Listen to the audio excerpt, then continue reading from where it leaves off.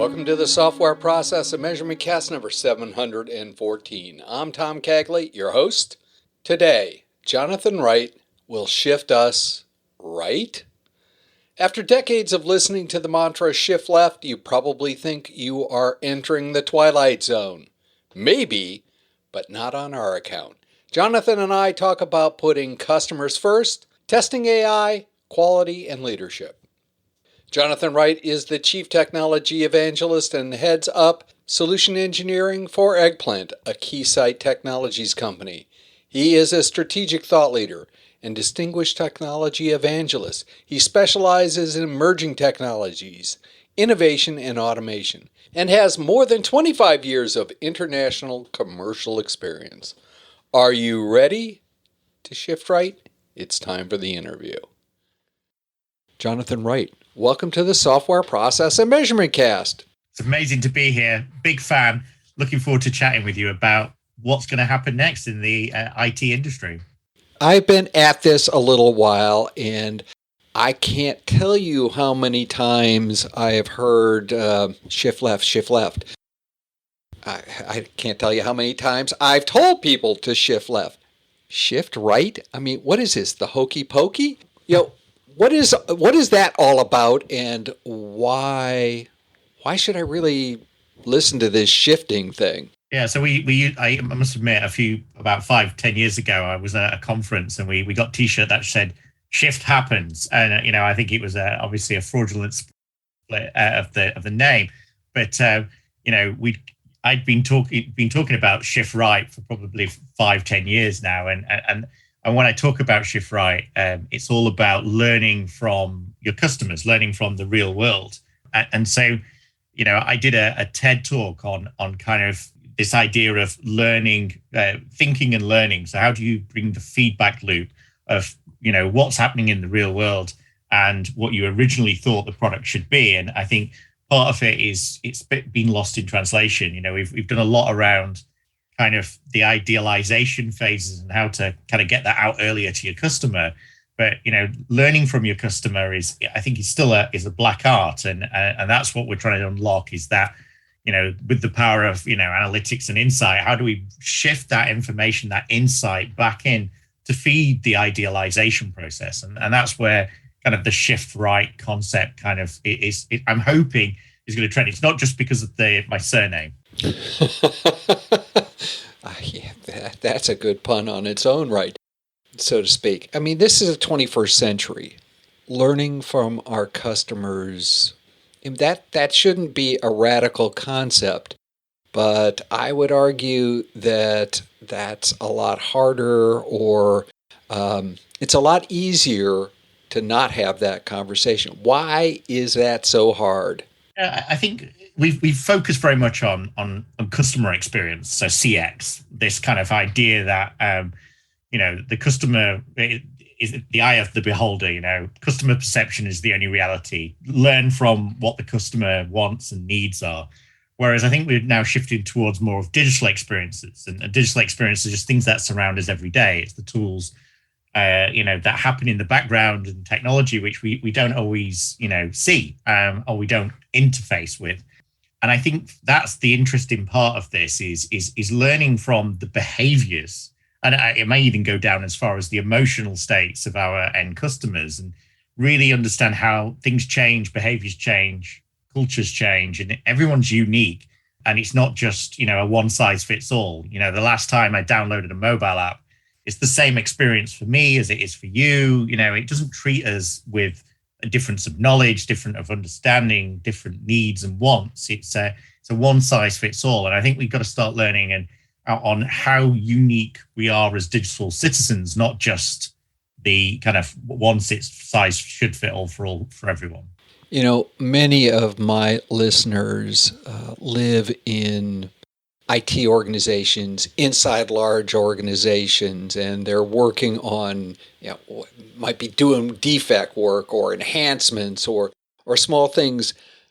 They are so insulated from the customer, whether or not they even have a product group and things like that. So how can they leverage this idea when It's so insulated from them. Yeah, definitely. And so, I think you've raised a really great point there, is that how do I know my widget is making a difference to the customer? Or if my widget didn't exist, how would that affect their journeys, their digital experiences, their interactions? And, I think we've got a lot more sophisticated than we were before in the past around being able to understand what we refer to kind of as feature clustering, the understanding this kind of behavior, whether it be a positive or a negative outcome, which includes a number of your widgets. So if you've created this one feature, how do I know that feature, someone loves or someone uses or someone understands? It's really quite difficult. And you feel like you're in a factory model where you're making lots of little widgets that make the overall project. So how could you directly relate that one capability that you're building or feature to the end user experience or the delight of the end customer? And I think that's where, we've had all these really kind of more recent, exciting kind of ideas around value stream management and, RevOps and revenue ops and all these kind of big buzzwords saying, well, what's the direct correlation to spending more money and getting a better product for our customer or a better quality of our product for our customer? It's almost impossible to directly correlate all of those things within your own organization, because there's so many teams and each team has their own perception of the user's wants and needs. So how could you possibly correlate a feature to an experience? And I think, we see all the time things, new terms like chaos engineering and dark launching and canary rollouts, where they're doing millions of little experiments where they're proving that your one feature does make a difference and changes the user behavior to either have a positive or a negative experience. And I think that's really hard to look at from a digital experience analytics perspective, and to isolate down to this has this kind of experience, but also in this regional area. So, you might have people reacting to a feature differently in APAC versus America versus the European, depending on people's education, their skill sets, their backgrounds. It's so incredibly complex, and I think what we're now getting is breaking the boundaries down between teams that are doing CX, teams that are doing UI design, teams that are practicing lean UX, or scaling some kind of agile model, or DevOps, or some kind of factory appropriated kind of Toyota model, or lean, or whatever else we want to add in there. So, I think we're bringing it all together and trying to learn from all these different sources of oracles. So all of this boils down to there's just a boatload of data that's required to actually, figure out whether or not something is making the right impression. I mean, what do? We hire 8,000 mathematicians, or just, have a whole bunch of people with calculators? How do you deal with that? Yes, so it's a great question, and I'll give hopefully some kind of examples. So I remember when I was out in the Valley, and I was sat in Apple's HQ, and we were sat there with this problem, and it was thousands of systems all talking to each other, and we were kind of trying to figure out, well, how do we change the behavior of which is what they wanted, and we were sat there, and Tim came in and he sat down and he kind of said, so you're the guys who are going to give us the insight of what people are buying on the App Store in less than a week. And I said, well, we're trying to figure it out, but we can't, because there's all these different systems, large ERP, CRM systems in place, which take days and weeks to process hundreds and thousands of in-app purchases per day. And they're all coming into, I don't know, an SAP, landscape or somewhere else. And then we've got to get this information out. And then we've got to do this, overnight batches. And then we've got to do these enhanced transforms and loads. And we've got to get this data lake. And he's like, I don't care. What I want to know is what people are buying, so that we can bring it to the front and recommend them better apps to enjoy better experiences. And the technology got in the way in that aspect, and it wasn't a success story. Let's just put it that way, because you still have to wait a week before you understand what new hot apps are coming into the App Store, because it takes them such a long time to crunch the data. And I think that's what's changing now, is how that's going from days to hours to minutes. But if you've got that insight, what do you actually do about it? How do you change the way that thing, you interpret that data and actually do something that has a different experience for each person who's coming to the App Store and wants to, download your podcast, right? How do we get your podcast quicker? Well, we want him to recommend us because of my other behaviors that I'm doing, that these are the 3 top ones based on trending in the last, social analytics in the last hour. Like, there's no way to connect that, sentiment analysis of the fact that people are talking about the future of, AppOps without, getting it trending and getting the recommendation engine to start recommending your podcast. So does this boil down to where we have to leverage things like AI to actually get that to a point where it can be at least, in a relevant period of time? Yeah, and I think, the AI word is obviously thrown around quite a lot, right? And, no kidding. And, I've actually just done a book which launched last month on AI for software testing. You did that with Rex Black, did I see? I did indeed, and Rex was the most critical kind of mind I've spent a long time with, and he's fantastic mind, but he was very much like everyone is. He's like, well, what is this AI, and why is it important? And I sit on the ISO committee for the 29119 part 11 for AI and software development, and cool. There's all these kind of academic publications around AI and where we are, and narrow AI and its use cases, and AI in tools and AI in systems, and enterprise AI is one of your great podcasts quite recently. And it's like, actually boils down to kind of, and I think Wozniak said it really well. He did a live from the labs with Keysight back in December, and he said explainable AI is where it's going, in the sense of how do you explain, the use case and the value proposition of that capability? Because he said things have changed, even in Apple's history, where the early phones came out and you had this, and I'm not going to hopefully get a live demo of this in here, but you'd say, hey Siri, what time is it? And at that point, what Siri would go off and do, and everyone's phones now are going off, it would run it locally, what we refer to as edge AI. It would run the natural language processing on a very small subset, which is it's looking for the words, what is the time? And therefore it'd come back pretty much 90% of the time with, your time is X, Y, and Z, a bit like the speaking clock used to ring up. Whereas now, because it's going to the cloud, and then it's doing all this processing to understand, are you trying to turn on your cooker, or you're trying to start your car, or you want your car to drive you to a location, that what it does is it doesn't even respond back, or it says, sorry, I couldn't understand what you're saying. And what's happened is the AI has digressed over the many years because the capabilities have increased, the AI is widened, but the accuracy of the AI has dropped. So my phone should have told me what the time was, but it failed to do it now. So in theory, the feature, which is, can I use my phone as a watch instead of... To do that, you'll need to be online. Exactly. That is how live you get it. It's literally, it took all that time and it's still got the wrong answer. So we're actually going backwards. And if I was going to say, can you ask your phone to tell you the time? I'd fail that test case today. Whereas 8 years ago, or when they first brought that feature in, it worked. So why are we in this position now? Because of the huge complexity of all the systems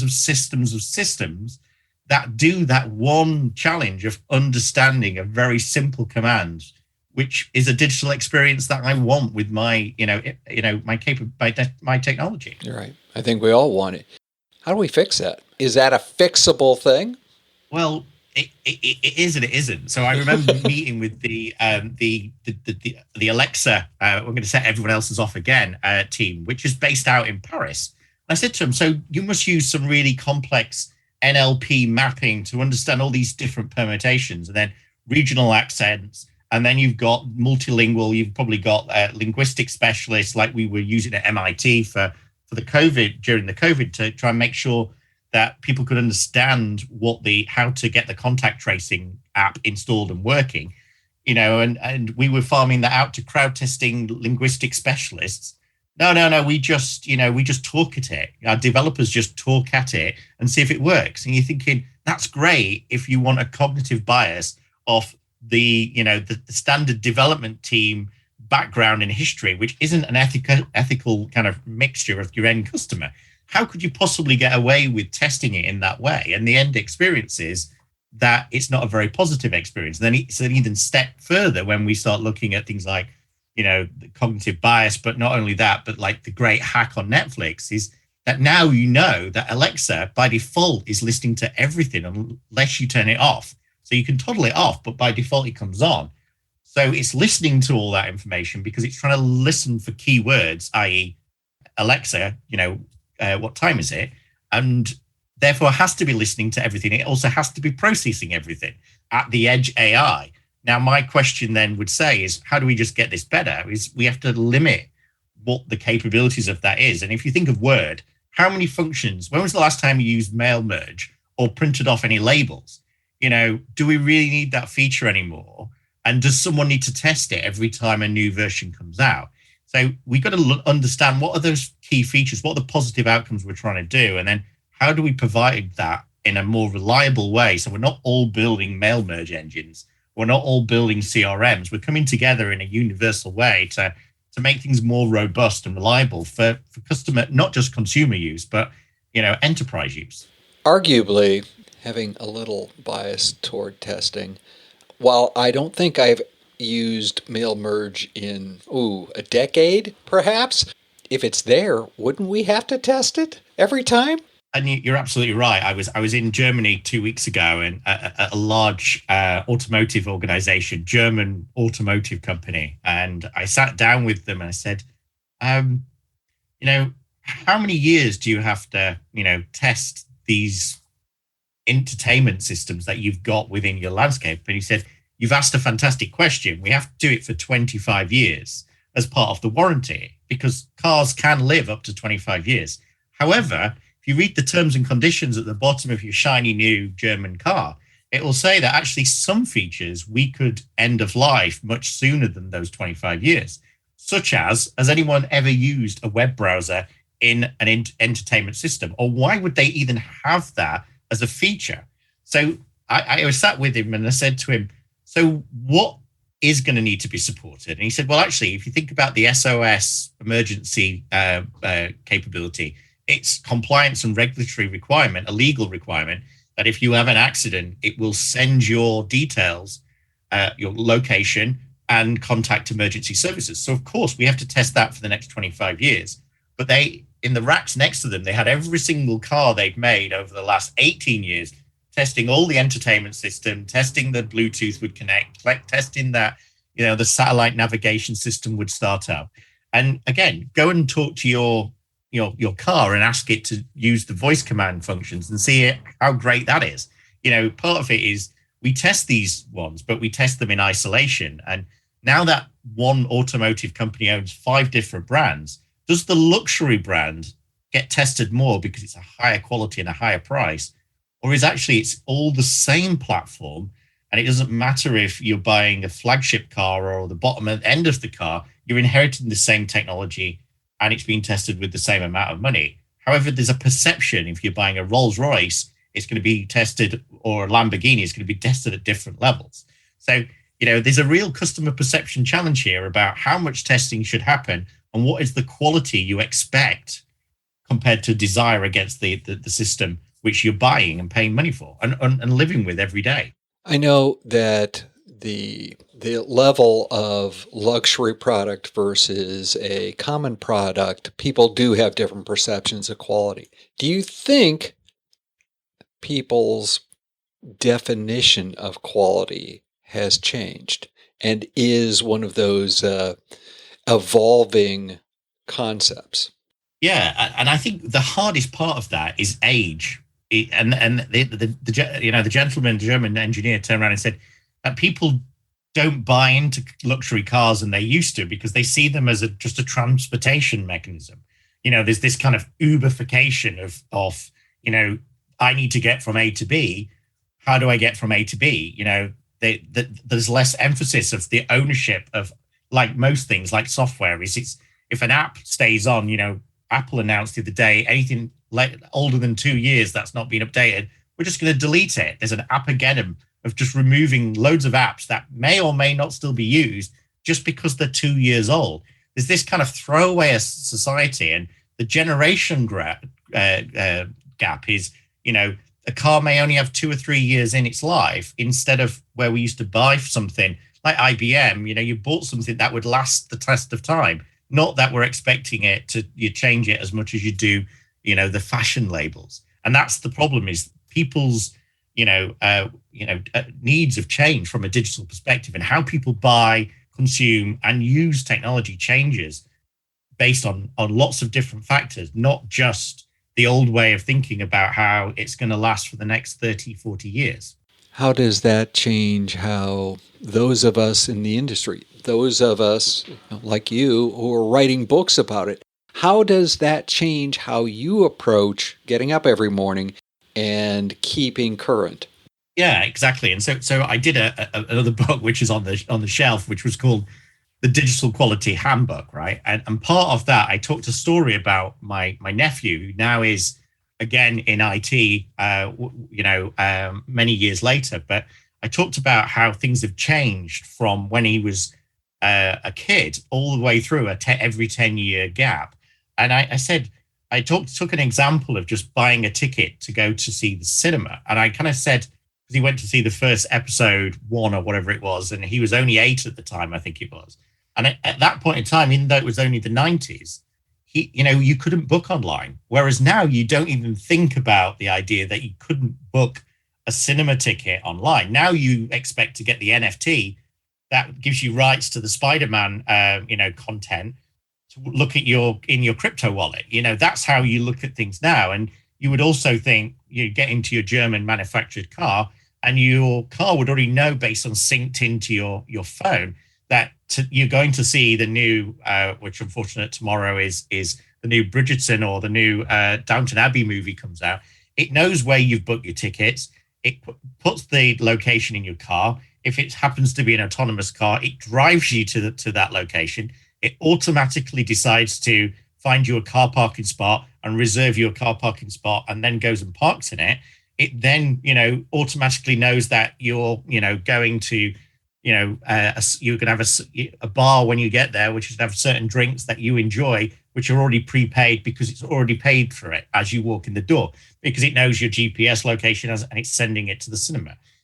Part of it is they're all digital experiences. And for most people, that is an experience. I'm going to the cinema. I want to enjoy it, and, the pre and post activities are all connected together. And of course, there's all these opportunities to upsell you to, the VIP seats or the something else. And so the same actions are happening, but the amount of interactions you have with technology have been dramatically reduced. I no longer have to dial a number and say, for showings on Tuesday, press 1, or go to, an old system, or even go in and buy a ticket. It could get to that point where it knows I want to go and see the new Marvel movie on Tuesday. It books a ticket for me and it drives me there.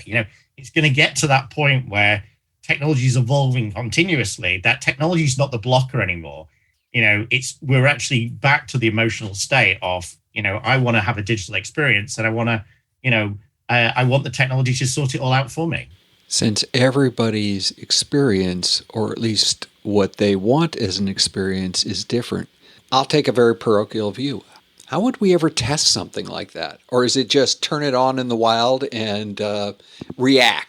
Exactly. And so I kind of alluded to the MIT project earlier, where I was lucky enough to be part of with during the pandemic. And so I got involved to help test how they actually test the rollout of, not originally the GPS, so the GPS information of, okay, you're walking down the street, I interact with you, you happen to get COVID 6 days later, it then flags me to say, oh, you might be, you might want to go and get a check.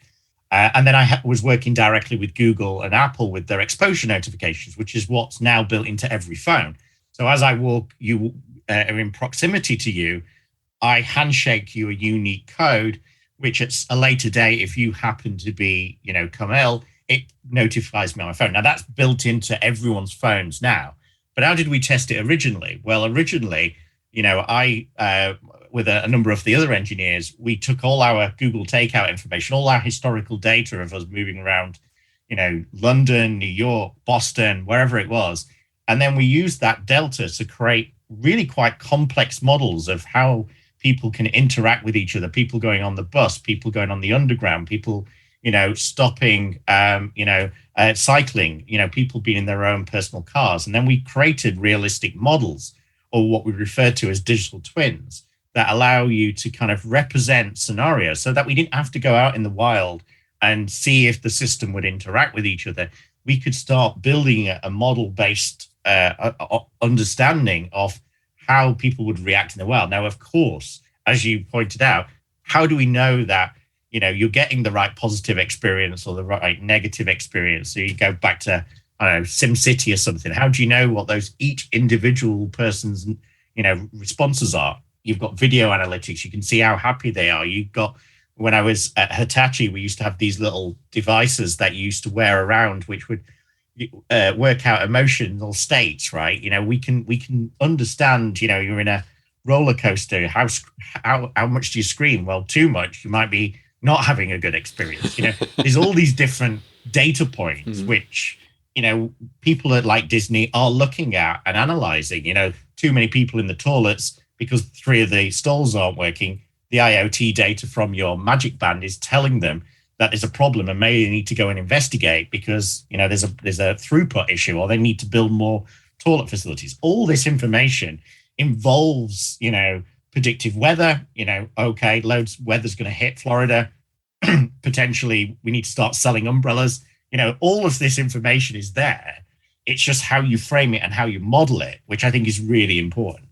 Do you think people are aware of how much of that data is around and how much of it is being processed?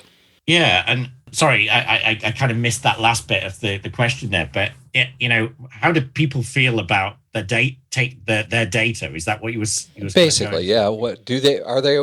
How aware do you think they are of that much data floating around? I don't think they are, and I think thankfully there's a lot of stuff that's come out, especially in the last couple of years, which has been brought to light about the misuse of personal data. And of course, we could talk about Cambridge Analytica. We could talk about, the misuses of how this has affected political campaigns. But, I think people need to understand and have their rights of understanding their own data and where that data has been held and for how long and for what purposes. And I think this also, extends out to, your black box in your car, right? Manufacturers have been putting black boxes in for years because they want to see how long does that component work? When does it get run down? Every time you go in and service, they've got that information, which they use to better improve their products. We've got to opt in. We've got to know they're there in the first place and how that data is being used. And I think things like contact tracing has really brought that out to people being very responsible for their own privacy, data privacy. Jonathan, this has been absolutely marvelous. We could go on forever, and I perhaps am going to try to entice you to come back at some point. If you woke up tomorrow morning, somebody gave you a magic wand and said that you had the power to change any 2 things that affect how people view their data or view how experiences might have to happen and the data they have to supply to that, what would those 2 things be and why? A great question. And so people referred to me as in the industry as the automation cyborg, sent from the future to help save the world from bad software. And that's exactly that. Whenever I talk to people about, well, if I had a time machine or how I would go back and change things, what we're doing now is we're talking about open testing and trying to create a standard within the industry that everyone in the industry can exchange information. And I think it's really important because everything's a black box, and we rely on other people's services, whether they be Amazon, but we know that there's issues with Amazon's downtime. We know there's issues with other systems, payment providers, and the data that they want. And so we need to be open about it. We need to be transparent. And part of that is embracing standards like open testing, open telemetry, to give and exchange information to help move the industry forwards and not be black box, not hold everything close to us and say, well, no, we're not going to tell you how our payment system works or how our things that we provide it as a service. We need to be open and be able to work together to deal with the complexity moving forwards and move the industry forwards. Complexity is I guess, a topic in its own right. Is there a solution to complexity? Yeah, I think there is. And, there's open data and there's a lot of other things that are already out there. Of course, I've come from Keysight, which was the original test and telemetry. I'm sure you already know the story, but Hewlett and Packard was both sat in their garage in Silicon Valley who, were creating test instrumentation. And the first test instrumentation back in 1938 was for Walt Disney, for Fantasia, right? They were testing, the picture quality. And they've always had that kind of concept of build and test all the way back from the creation of Silicon Valley, what it is today. And Bill and Dave always had this principle about learning from each iteration, each new device they brought out, and they learned something new. And I think that's what we've got to do going forwards to drive the industry, is take some of those principles that haven't changed since the start of the 30s and apply them in an engineering approach to build, learn, test everything we do and ask, why are we doing it, right? We don't build it just because we've got resources available to build stuff.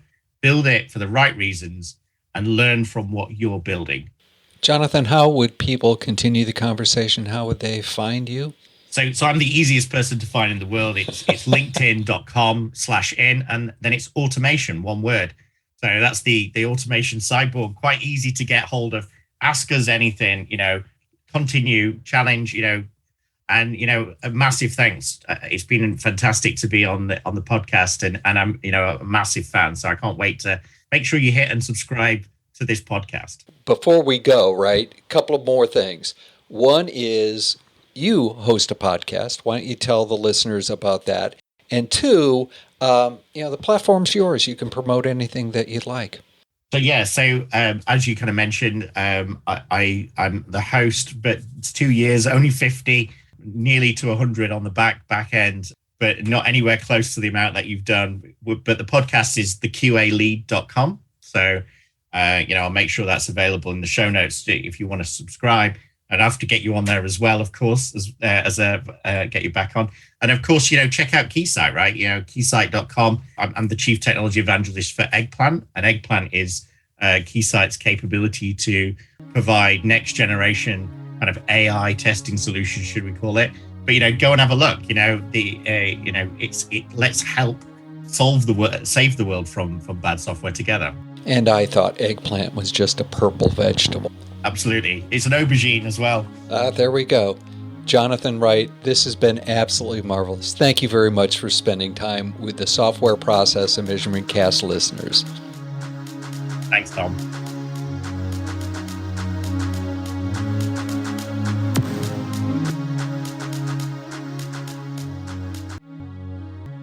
In upcoming events, Jeremy Willits and I have been accepted as speakers for this year's Path to Agility. Our workshop is titled Managing Work Entry, How the Mushy Middle is Killing Your Agility. I'm very excited to be part of this wonderful conference and hope to reconnect with longtime colleagues at a fabulous venue, the Ohio Union at the Ohio State University. I used to live there. See you in Columbus. In Reread Saturday News, I'm still recovering from a COVID infection I picked up at or getting to Agile 2022. All in all, I have been lucky and have weathered a mild brush with this disease. My chest still feels like I was mugged, but every day I'm getting better.